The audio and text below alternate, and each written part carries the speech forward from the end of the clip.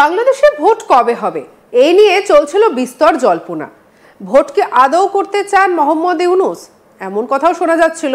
আবার তা আশেপাশের যে সমস্ত রাজনৈতিক দলগুলো রয়েছে, বিএনপি সহ অন্যান্য দলের চাপও বাড়ছিল ইউনূসের ওপর, যার ফলে হয়তো কোথাও একটা গিয়ে ভোট ঘোষণা না করলে পরে তার আর পালাবার পথ ছিল না।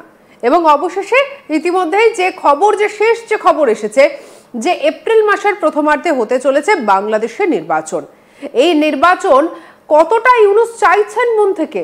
তিনি কি শুধুমাত্র চাপের মুখে পড়ে এই ভোটের বিষয়টাতে তিনি সায় দিলেন, নাকি তিনি আদতে চান? এক্ষেত্রে ইউনূসের ফায়দা কি বা সমস্যাটাই বা কি? এরকম নানা প্রশ্ন এখন বিবিধ মহলে ঘোরাফেরা করছে। এই নিয়ে আজকে আমাদের আলোচনা। আমাদের সঙ্গে রয়েছেন বাংলাদেশের বিশিষ্ট সাংবাদিক শরীফ শাহাবুদ্দিন। স্যার, আপনাকে স্বাগত জানাই আজ তাক বাংলায়। আপনাকে ধন্যবাদ। একদম এই জায়গাটাই জানতে চাইবো যে ইউনূসকে আদৌ চান, নাকি চাপের মুখে পড়ে কোথাও একটা গিয়ে নতি স্বীকার করে নিলেন?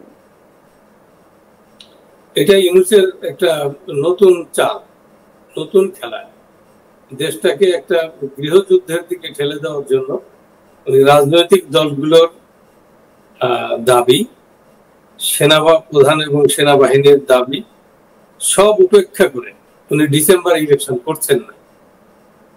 সকলের দাবি ছিল ডিসেম্বরের ইলেকশন শেষ করে 2026-এর যা 1 জানুয়ারি যাতে নতুন সরকার ভোট নিতে পারে, এটাই সকলের দাবি, সকলের সর্বস্তরে, বিশেষ করে বড় রাজনৈতিক দল বিএনপি সহ সকল রাজনৈতিক দলগুলো, জামাত, জঙ্গি, জিহাদি ছাড়া আর সবাই। অন্যদিকে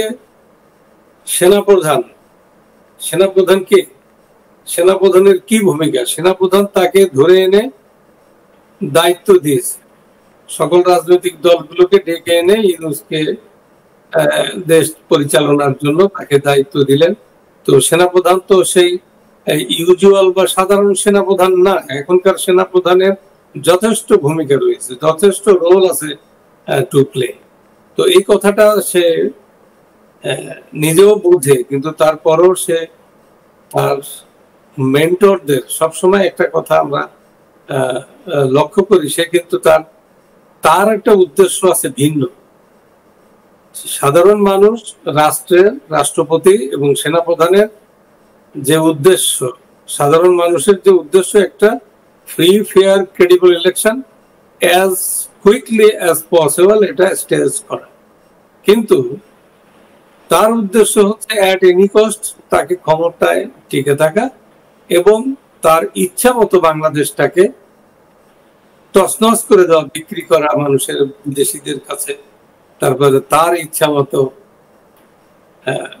এবং যে কাজটা সে শুরু করেছিল, যেমন করিডোর দেওয়া, চিটাগং পোর্টের মেইন টার্মিনালটা ইয়াকে বিদেশিদের হাতে নিয়ন্ত্রণ তুলে দেওয়া, যে জন্য একজন খলিল নামে এক ভদ্রলোক এসে সে কি হুঙ্কার যে যাই বলুক ওতে উই ডোন্ট কেয়ার, এটা পোর্ট আমরা দেবই, করিডোর হবেই। এই যে কথাগুলো, এই কথাগুলো তাদের কে ম্যান্ডেট দিছে, কোন বলে তারা এই কথাগুলো বলছে? শিক্ষিত লোক যদি ধরুন এইভাবে অশিক্ষিত লোকের মতো, না বুঝের মতো কথা বলে, তখন কিন্তু বিষয়টা অন্য দিকে চলে যায়, এর অর্থ অন্য হয়। তারা জানে যে এই অন্তর্বর্তী সরকারের অর্থই হচ্ছে অ্যাডভাইজাররা, তাদের দায়িত্ব হচ্ছে সাংবিধানিকভাবে বাংলাদেশের সংবিধান অনুসারে তারা রাষ্ট্রপতির সন্তুষ্টির জন্য কাজ করবেন। রাষ্ট্রপতি যেভাবে বলবে উনি সেইভাবেই কাজটা করবেন। তাকে বলা হয়েছে একটা সুন্দর নির্বাচন, একটা মিনিমাম সংস্কারের মাধ্যমে যে অতীতে যাতে একটা ক্রেডিবল, ফ্রি, ফেয়ার ইলেকশন হয় সেটাকে নিশ্চিত করা যায়, সেই জন্য কিছু সংস্কার করা দরকার। তো এটা করতে 1 মাসের বেশি সময় লাগে না, কারণ কেউ অবুঝ না, রাজনীতিবিদরাও অবুঝ না, আর এই সরকারে যারা আছে তারাও অবুঝ না। কিন্তু মাথায় যখন ভিন্ন চিন্তা থাকে, দেশ বিক্রির চিন্তা থাকে, তখন এটা তার কার্যকলাপ দেখে, তার যে বক্তৃতা আমি শুনলাম, যখন দেশে আপনার একটা মবক্রাসি চলছে, মব ভায়োলেন্স চলছে, মানুষের জানমালের নিরাপত্তা নেই, যখন তখন মানুষ হত্যা হচ্ছে, নিহত হচ্ছে, বাসে ইয়াতে মানে নারীদের নির্যাতন করা হচ্ছে, নারী যে নির্যাতন একটা ফ্যাশন হয়ে দাঁড়িয়েছে, সেই মোল্লাদের মতো, সেই মোল্লা উমরদের মতো রাস্তায় দাঁড়িয়ে সাধারণ ছেলেরা, ওই ছেলেরা মানে ওই তালেবান ওই জঙ্গি জেহাদি ছেলেরা রাস্তায় নারীদেরকে মেয়েদেরকে গাছে টাঙ্গিয়ে পিটাচ্ছে। ঢাকা বিশ্ববিদ্যালয়ের মতো বিশ্ববিদ্যালয়ে বোরকা পরে যেতে হবে, নামাজ পড়তে হবে। এই যে সেই তার আফগানিস্তানের তালেবানি কায়দা, যেটা বাংলাদেশের মানুষ একদম প্রগতিশীল সংস্কৃতি মতো মানুষ একদম এটা পছন্দ করে না। তারপরে মানুষের জানমালের নিরাপত্তা বলতে কিচ্ছু নাই, যখন তখন কোর্টের ভিতর থেকে ধরে নিয়ে মানুষকে পিটানো হচ্ছে, ইভেন জাস্টিসদেরকে ডিম মারা হচ্ছে। এই যে কাজগুলো চলছে, এই কাজগুলো তারপরে দেশের স্বাধীনতা, সার্বভৌমত্ব, আমার একাত্তর সব ভুলে গিয়ে আমার 21শে ফেব্রুয়ারি, আমার ভাষা, আমার শহীদ মিনার, এগুলো তছনছ করে দিচ্ছে, জাতির পিতার বাড়ি ভেঙে দিচ্ছে।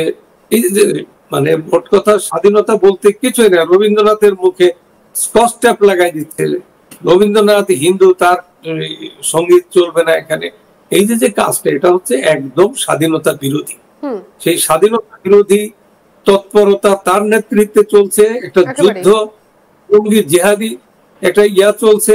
তার কালকের বক্তব্য শুনে আমার কাছে মনে হয়েছে যে এত অত্যাচার অনাচার, মানুষের উপরে যে নির্যাতন, যে এত রক্তক্ষয়, এতগুলো সন্ত্রাসী কার্যকলাপ চলছে, সেখানে তার বিবেকে একটুও নাড়া দিচ্ছে না। আপনি আমাদের সঙ্গে থাকুন, আপনি বক্তব্যের কথা বলছিলেন, চলুন আমরা একটু শুনে নিই যে ইউনূস কি বলেছেন।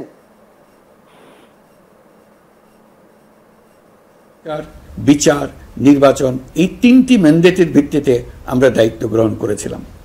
সেই বিবেচনায় আগামী রোজার ঈদের মধ্যে সংস্কার ও বিচারের বিষয়ে আমরা একটি গ্রহণযোগ্য জায়গায় পৌঁছতে পারব বলে বিশ্বাস করি। বিশেষ করে মানবতা বিরোধী অপরাধের বিচার, যা কিনা জুলাই গণ অভ্যুত্থানের শহীদদের প্রতি আমাদের সম্মিলিত দায়, সেই বিষয়ে আমরা দৃশ্যমান অগ্রগতি দেখতে পারব। এতে আমাদের উপর আপনাদের অর্পিত ম্যান্ডেট ন্যূনতম হলেও বাস্তবায়ন করে যেতে পারব। সেই বিবেচনায় ও ইতিহাসের সবচেয়ে অবাধ, সুষ্ঠু, প্রতিদ্বন্দ্বিতামূলক ও গ্রহণযোগ্য নির্বাচন আয়োজনের জন্য সকল পক্ষের সঙ্গে আমরা আলোচনা করেছি। পাশাপাশি বিচার, সংস্কার ও নির্বাচন সংক্রান্ত চলমান সংস্কার কার্যক্রম পর্যালোচনা করে আমি আজ দেশবাসীর কাছে ঘোষণা করছি যে আগামী জাতীয় নির্বাচন 2026 সালের এপ্রিলের প্রথমার্ধের যে কোনো একটি দিনে অনুষ্ঠিত হবে। এই ঘোষণার ভিত্তিতে নির্বাচন কমিশন উপযুক্ত সময়ে আপনাদের কাছে নির্বাচনের বিস্তারিত রোডম্যাপ প্রদান করবে।